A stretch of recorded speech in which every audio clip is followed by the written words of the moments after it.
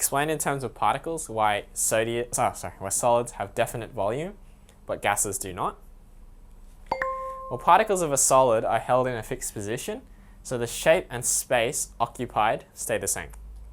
So if I asked a bunch of students to stand in one spot in a room, and they couldn't move, right? They were just told to stand where they were, and then I put like a rope around the outermost students. That rope won't change shape because those students aren't allowed to move, right? So you can see that if the particles can't move, they'll have a defined shape, okay? And that's what we're talking about here. So the particles can't move, or actually, if I threw a sheet over all the students, so that it covered every single student with one sheet, then the volume and shape of that sheet won't change because the particles, or the people inside the sheet, aren't allowed to move. Okay, so that's what we're getting at here. Now, particles in a gas, however, are free to move, so they can move and spread through all the available space, so their volume changes with the container.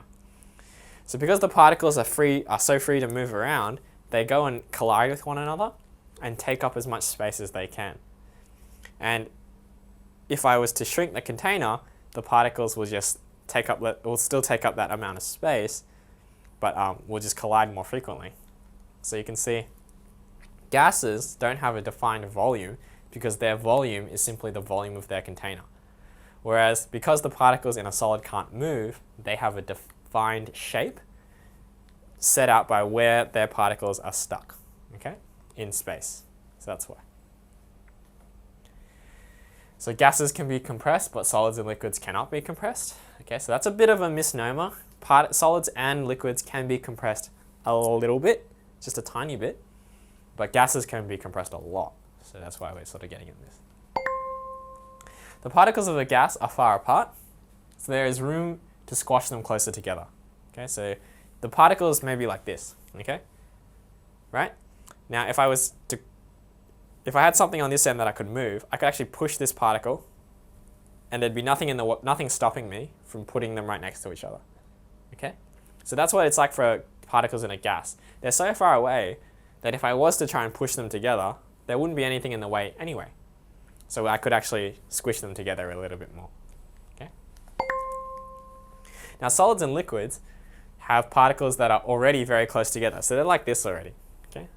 So if I try to squash them together, they're just going to press up against each other. They're not going to come any closer. So they cannot be pushed together and they cannot be compressed. So they're already like this. So if I try to squish them together anymore, they're just going to repel each other because of the protons in their nuclei are just going to repel one another. But with gases, because there's so much empty space here, they can actually be pushed together. So you can compress them. Okay? Now, liquids and gases can diffuse or spread through each other, but solids cannot diffuse. Well, the particles in liquids and gases are able to move around, so they can spread through each other. So if I have a gas here and a gas here, you'll see them kind of swirling together because they're free to move. Okay?